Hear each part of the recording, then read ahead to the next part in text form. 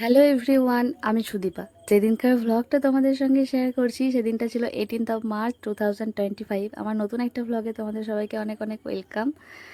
তো জানো তো, জীবনে না অনেক কিছু হারিয়েছি, তারপরেও না অনেক মানুষের ভালোবাসা আশীর্বাদ পেয়েছি। অনেক অচেনা মানুষ চেনা থেকে আপন হয়ে খুব কাছের মানুষ হয়েছে। তাদের মধ্যে একজন হলেন এই কাকু। তো দেখে বুঝতেই পারছো তোমরা যে আমি না এখন মেলায় চলে এসেছি। তো প্রতি বছরই না আমাদের পাশের গ্রামে শ্যাম ঠাকুর আসে। সেই উপলক্ষেই মেলা হয়। ওই ফাল্গুন চৈত্র মাস করে আসে, কখনো ফাল্গুন মাসে কখনো চৈত্র মাসে। আর এই কাকু হচ্ছে সেই শ্যাম ঠাকুরের সেবায়িত। উনি এখানে নিয়ে আসেন অনেক দিন, প্রায় 15-20 দিন ধরে মেলা চলে। তো আমি না প্রতিদিনই প্রায় প্রতিদিনই 1-2 দিন বাদে ওই শ্যাম ঠাকুরের দর্শনে যাই। আর আমার বাপি তো প্রতিদিনই যায়। আমি যখন বেশ অনেকখানি ছোট, মানে যখন স্কুলে পড়ি, তখন থেকেই এই কাকু শ্যাম ঠাকুরকে নিয়ে আসছেন।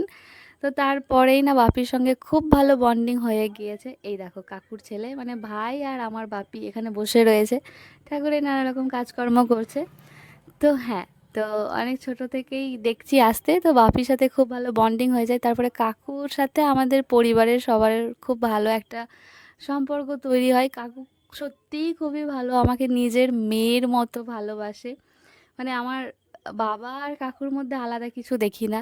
একই রকমভাবে আমাকে আদর করে, যত্ন করে, শাসন করে, ভালোবাসে সমস্তটাই।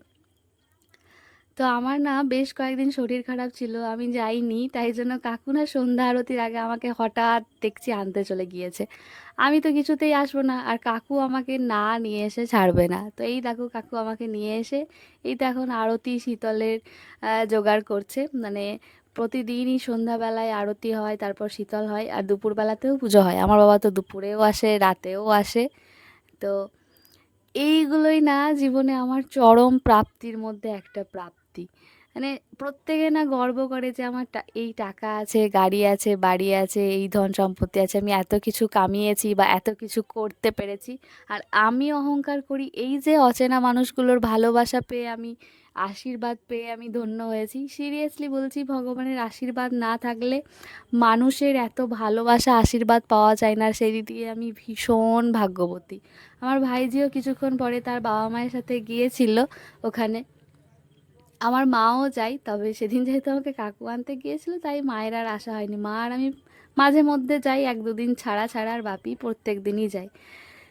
তো এই প্রাপ্তিগুলো না আমার জীবনের সারা জীবনের মানে স্মৃতির পাতায় তুলে রাখবো। মানে স্মৃতির পাতায় কেন, এগুলো আমার বাস্তব জীবনের পাথেও। আর ওই যে দেখছো দূরে দাঁড়িয়ে ভাই, কাকুর ছেলে, কাকুর একটা মেয়েও আছে। তবে কাকুর ছেলে ভাই জানো আমাকে না, মানে প্রচণ্ড ভালোবাসে নিজের দিদির মতো। আর আমিও ওকে না নিজের ভাই থাকলে যতটা ভালোবাসতাম সেরকমই বাসি।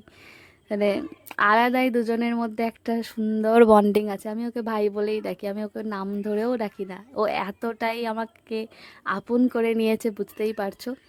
তো এই তো এখন আরতি চলছে, আর অনেক মানুষজনেরও সমাগম হয় এখানে। সবাই এখানে আরতির তাপ নিতে আসে, পুজো দেখতে আসে, পুজো দিতে আসে। কি যে ভালো লাগে।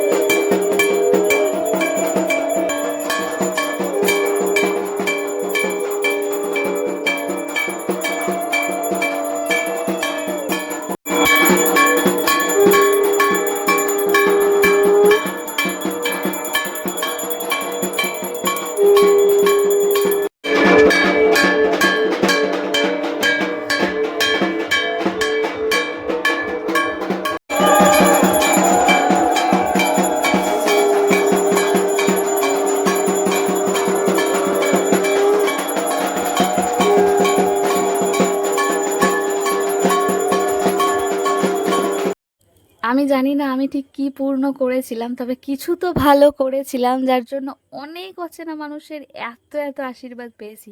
শুধু এই কাকু বা ভাই নয়, আমার জীবনে আরও অনেক মানুষ রয়েছে যাদেরকে সত্যি আমি মানে নিজের আপন মানুষদের থেকেও মানে আরও ভালো মানুষ বা কাছের মানুষ হিসাবে পেয়েছি।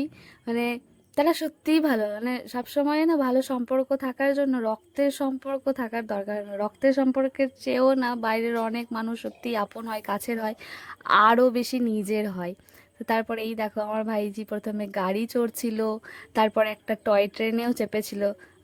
ও মেলা এলে শুধু এই রাইডসগুলোই চড়ে। বেশ ভালো একটা ব্যাপার। আমাদের ছোটবেলায় এত কিছু ছিল না, হ্যাঁ মেলা হতো, তবে তখন ওই নাগরদোলনাটাই বেশি বসতো, এত কিছু থাকতো না। যাই হোক একে দেখে আমারও সেই ইচ্ছে করে এগুলোতে চাপতে, কিন্তু কি আর করার, আমার তো আর সেই বয়স নেই, তাই ওকে দেখেই আমি নিজের মনের খিদেটা মেটাই, এরকম একটা ব্যাপার। বর্দার বৌমনি এসেছিল, তো ওদের সাথে আমি একবার মেলাটা ঘুরেছিলাম ভাইজিকে সঙ্গে নিয়ে। তারপরে মেলা ঘুরবো আমি আমার ভাইয়ের সাথে। আমি মেলাতে গেলে আমি আমার ভাইয়ের সঙ্গে গোটা মেলাটা চষে বেড়াই, কোনো কারণ থাকে না, তাও 4-5 পাক ঘুরে ঘুরে ঘুরে ঘুরে বেড়াই। এই তো ওদের সাথে মেলা ঘোরার পর এই দেখো ভাইয়ের সাথে চলে এসেছি। ভাই প্রথমে জানতোই না যে আমি ভিডিও করছি, তারপর ভাই যখন জানতে পারলো তখন ভাইয়ের কাণ্ডটা দেখবে। এই যে দেখো হাই করে দিল। ভাই আমার স্টাইলিশ বয়। তো ভাই ঘুরে ঘুরে দেখছিল কি কিনবে। প্রথমে ব্রেসলেটের দোকানে গেলাম, কিন্তু ওর সেই অর্থে কিছুই পছন্দ হলো না। তারপর বললাম চল ভাই কিছু একটা খেয়ে আসি, কিন্তু ও তো কিছু খাবে না। তাই প্রথমে গেলাম পপকর্নের দোকানে, সেখানে পপকর্ন কেনার পর তারপর গেলাম পাঁপড়ের দোকানে। তো আমাদের দুজনের মধ্যে কম্পিটিশন হয় কে কাকে খাওয়াবে আর কি। আমি বলি ভাইকে, ভাই তুই আমার কাছ থেকে খা, আর ভাই বলেন না দিদি তুমি আমার কাছ থেকে খাও। মানে কি আর বলবো, ভাই মাঝে মাঝে দাদার মতো বিহেভিয়ার করে। আর আমি যেদিনই মেলায় যাই কাকু আমাকে এত এত টাকা দেয় যে খাওয়ার জন্য, আমার সেটা একদমই ভালো লাগে না। আমি তো কোনো রকমে এড়িয়ে চলে যাই, আজ খাবো না, আজ শরীর খারাপ, এই ওই হ্যানা ত্যানা করতে করতে মাঝে মধ্যে 2-1 দিন খাই। আহ, 2-1 দিন নয়, একদিনই হয়তো খাই। মানুষটাকে অসম্মান করতে চাই না, তাই তাকে সম্মান দেওয়ার জন্যই আর কি খাই। খারাপ লাগবে প্রতিদিন ফিরিয়ে দিলে, তাই না? তারপরে এই তো আমরা আইসক্রিমের সামনে একবার এসেছিলাম আইসক্রিম খেতে, তারপরে এখানে এসেছি রেস্টুরেন্টে চাউমিন খেতে। তো ভাই আর আমি একটা প্লেটই হাফ হাফ করে নিয়েছিলাম। তো এই ছিল একটা সুন্দর ভ্লগ, সুন্দর মুহূর্তের স্মৃতি। চলো টাটা, দেখা হবে নেক্সট ভিডিওতে। রাধে রাধে।